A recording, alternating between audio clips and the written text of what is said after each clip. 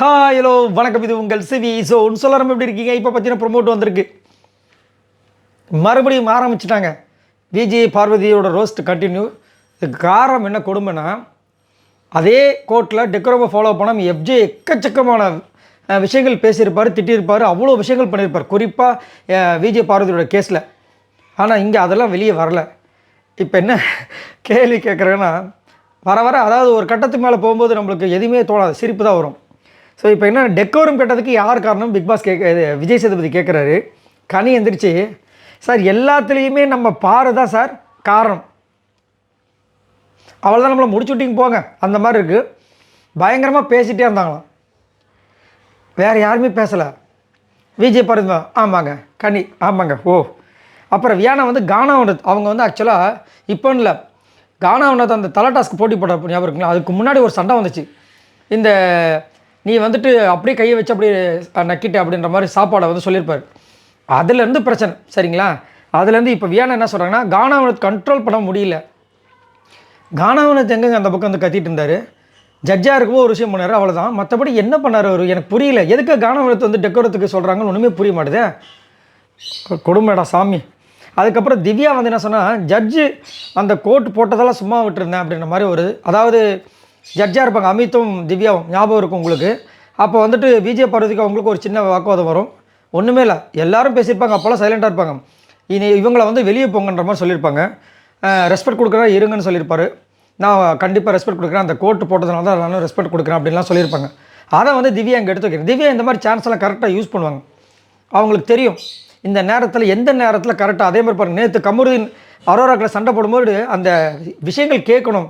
அரோரா கேட்டால் மட்டும் போதாது, நம்ம பேசுகிற விஷயங்கள் மக்களுக்கும் கேட்கணுன்றதுக்காக அந்த மைக் எடுத்துருப்பார்.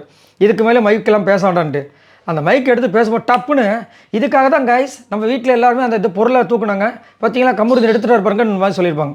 ஸோ எந்த நேரத்தில் எந்த பாலை போட்டால் 6 கிடைக்கும் நம்மளுக்கு அப்படின்ற விஷயங்கள் தெரியும். சரி, இப்போ விஜய் சேதுபதி என்ன பண்ணுறாருன்னா, நீங்கள் அதாவது விஜய் பார்வதி விஜய் பார்வதி அதுக்கு சொல்லியிருப்பாங்க. என்ன சொல்லியிருக்காங்கன்னா, அந்த ஆர்கியூமெண்ட் பார்த்து நான் கொஞ்சம் ரியாக்ட் ஆகிட்டு இருந்தேன் சார். ஏன்னா அது கொஞ்சம் இதுவாக இருந்தது, நான் கொஞ்சம் எக்ஸைட்மெண்ட்டில் இருந்தேன். அவங்க மட்டும் இல்லை, எல்லாருமே இருந்தாங்க. வேறு வழி கிடையாது, கட்டம் சொல்லுது விஜய் பார்வதி தான் ஆண்டு, சரிங்களா? நான் ஆல்ரெடி சண்டே சொல்லியிருப்பேன் இல்லையா? இப்போ விஜய் சேதுபதி லாஸ்ட்டாக என்ன சொல்கிறாருன்னா, நீங்கள் துள்ளும்போது அது துள்ளலாக இருக்குது, நல்லா இருக்குது, அந்த துள்ளலுக்கு ஒரு நியாயம் இருக்குது. அது எப்படி? அது நீங்கள் டாஸ்க்கு மரியாதை கொடுக்கும்போது தான், விளையாடும்போது தான் இந்த வீட்டையும் பிக் பாஸையும் சக போட்டியாளரையும் உங்களை பார்க்குற மக்களையும் மதிக்கிறதா அர்த்தம் அப்படின்னு சொல்லிட்டு ஒரு கயிறத்து கையில் கட்டி போட்டார். ஆனால் அங்கே ஆமாம், இவங்களும் பேசிகிட்டு இருந்தாங்க, நிறைய விஷயங்கள் ஷேர் பண்ணாங்க, இல்லைன்னு சொல்லலை. ஆனால் எல்லாருமே அந்த வேலையை பண்ணிகிட்டே இருந்தாங்களே. ஆர்டர்னு நிறைய விஷயங்கள் சொல்லிட்டு இருந்தாங்க. அது விஜய் பார்வதிக்கு மட்டுமா வந்துச்சு? எஃப்ஜேக்கு எக்கச்சக்கமான விஷயம் வந்துச்சு. எஃப்ஜேவோட விஷயங்கள் வெளியே வரவே மாட்டுது. அவர் வெட்டிடுவா என்னென்னமோ விஷயங்கள்லாம் பேசிகிட்டு இருந்தார். ஆனால் எல்லாமே எதுவுமே வரல பாருங்களேன்.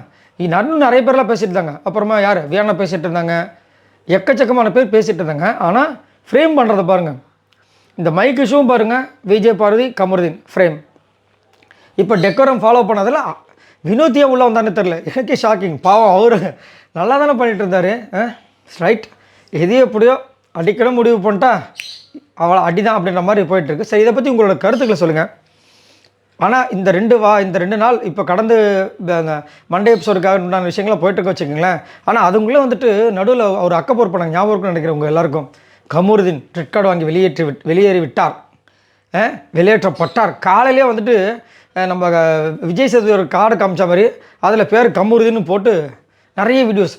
ஆனால் பாவிகளா, அவள் இன்னும் போகவே இல்லை. போகணும்னு நீங்கள் விரும்புகிறீங்கன்னு சொல்லுங்கள், அதுக்கு எதுக்கு நீங்களாக வெளியே அனுப்புறீங்கன்ற மாதிரி ஒரு சம்பவம்.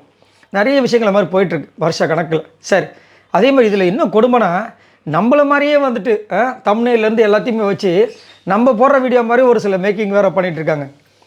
நம்மள மாதிரி எல்லாமே நம்மள மாதிரியே இருக்குது. அதில் வேறு ஒரு சில பேர் எங்கே உங்கள் மூஞ்சை காணோம் அப்படின்றலாம் சொல்கிறாங்க.